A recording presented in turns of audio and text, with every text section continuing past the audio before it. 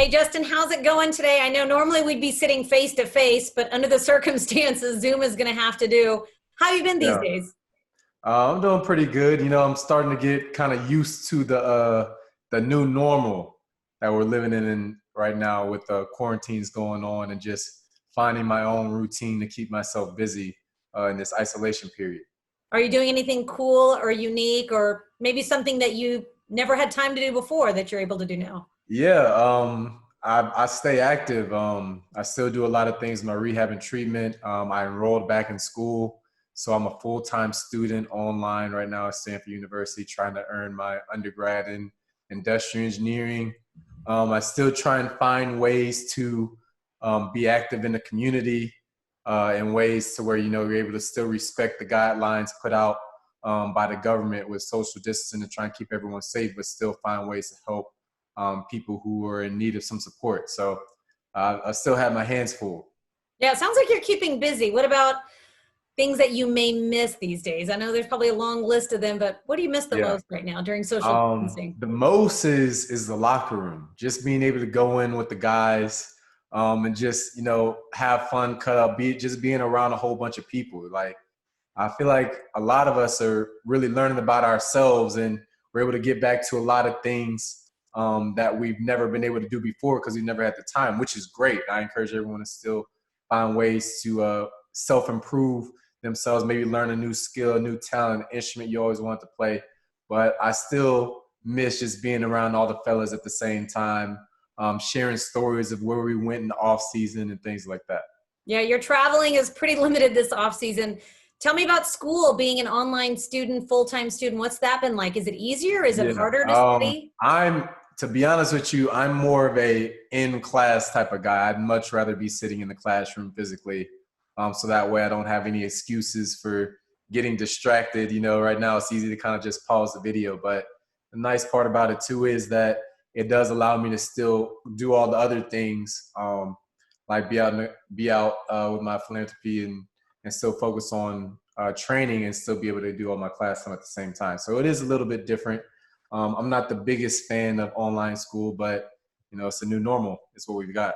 Well, the NFL just came out with the virtual off-season workout program where you'd be taking online classes and education and workouts. How Yeah. much is this going to help you with that? Yeah, it just feels like more of the same. It's another Zoom interview, You're a pro. Yeah. add to the list. But it'll definitely be interesting um, to see how all this is working out. It's kind of like the lockout year, except a little bit different. Yeah, and the NFL draft, I mean, it's going to be an unprecedented one, obviously, with everything being virtual, coaches in their homes, Yeah. GMs in their homes.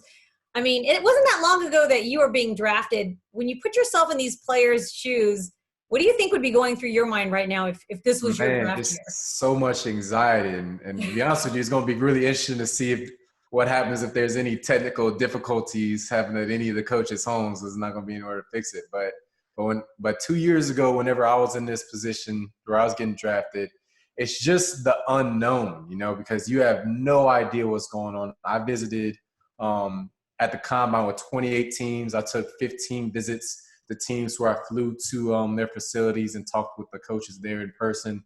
Um, and you just talk to them and you're trying to put your best foot out there, but you really just don't know. And when your name is finally called, when you receive that phone call, and when Coach O'Brien called me and was like, "It's O'Brien with the Texans, and we're letting you know that we're picking you up with this draft pick," it's the coolest. It's just a big wave of relief, just because you finally feel like you have a destination and a goal in mind about where you're headed next. You feel like you start preparing.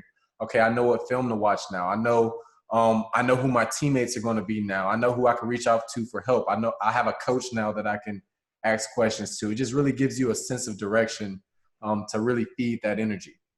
Well, the Texans back in 2018, your draft year, they didn't have a first-round pick.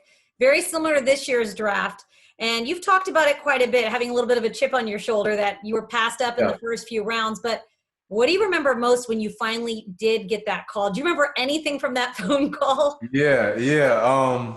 It was a lot, and I do remember sitting in that room and seeing the first round go by and the second round go by, and kind of wondering, what's going on, what's happening. But all of those feelings went away as soon as I got the phone call, and Coach O'Brien called me, and then he passed the phone to I think it was Coach Cornell, and then he passed it to Coach Midget at the time, who was a DB coach, and really the phone just got passed around the room. All of them just saying a few quick words to congratulate me, and I'm just smiling ear to ear, just happy to be talking to my new coaches, and the feeling that these guys are going to go through. It's a once in a lifetime thing. I wouldn't trade it for the world. I had all of my family with me. I told my mom I wanted a small party. She ended up inviting like over 150 people.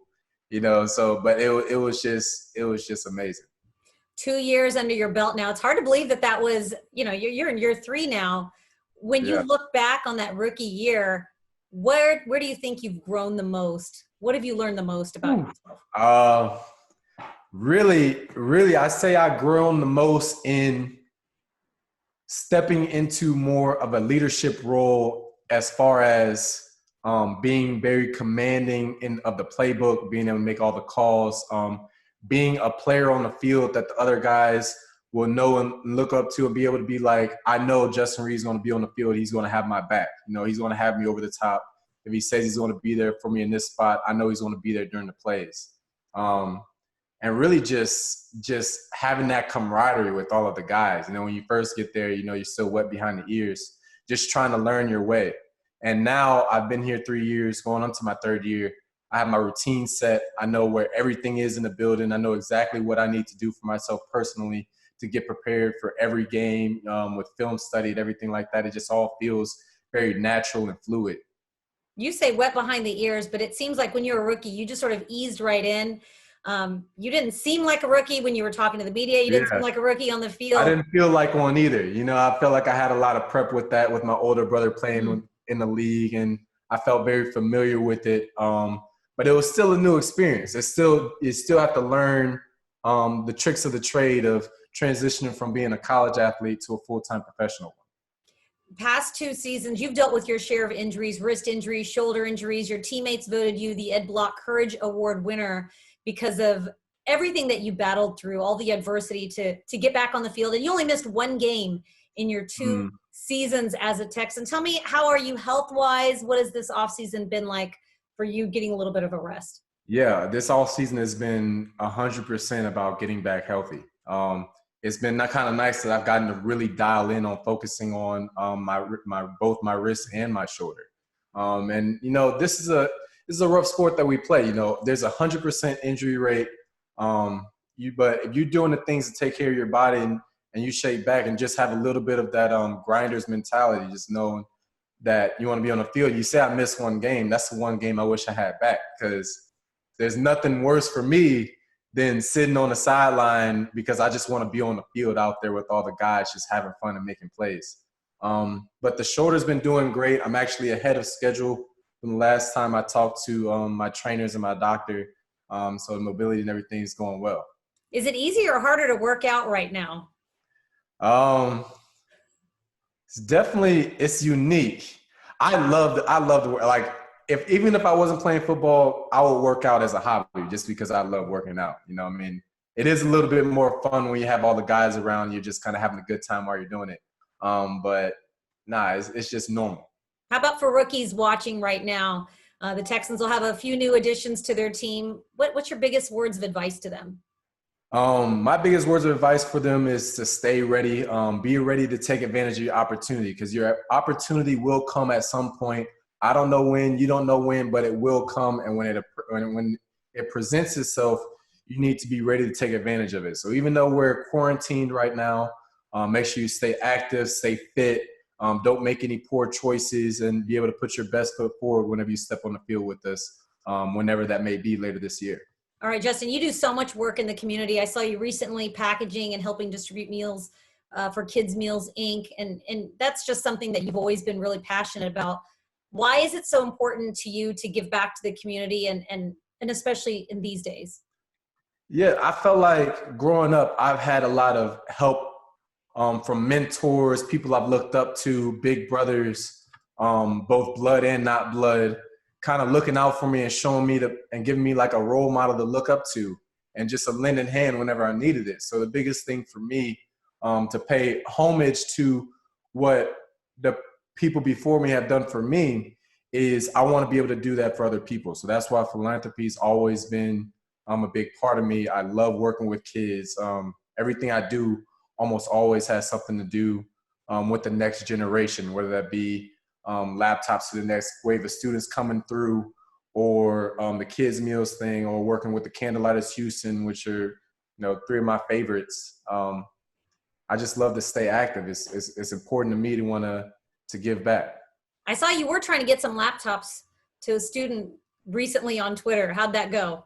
That's actually still in the process. We're currently communicating with the Baylor School of Medicine to kind of figure out the best route to distribute some laptops. And I actually have a great friend of mine in the HEB president who's helping out, and he's going to help distribute some laptops and join me in the cause as well. And we're going to rack up as many as we can, find the students who are really doing well in school and who may need a little bit of help just with having the resources like a laptop to do their school online from home. And we're going to distribute those out. So that's laptops are so important to update everybody whenever everything comes through. Yeah, laptops are so important these days. You're absolutely right. Well, Justin, best of luck to you this off season and in your rehab, in your school, with your grades, everything. And we hope to see you out there soon. I appreciate you. Thank you. Thanks for watching. Subscribe to our channel and ring the bell to know when we post new content.